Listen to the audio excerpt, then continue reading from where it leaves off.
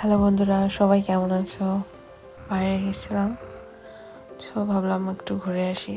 ঘুরতে যাওয়ার পর তো খালি হাতে ফিরতে পারিনি, সব কিছু দেখতে থাকলাম। অনেক দাম কম, এদিকে অনেক কিছু আমি অনলাইন অর্ডার করে রেখেছিলাম। তারপর মনে হলো কিছু নেই, নিতে হবে। দরকার যেগুলো ছিল হাতের কাছে পেয়েছি, কিছু কেনাকাটা করে ঘুরে ফিরে বাসায় আসছি।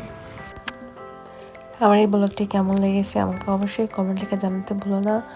সবাই খুব খুব ভালো থাকো, আমার জন্য আশীর্বাদ রেখো।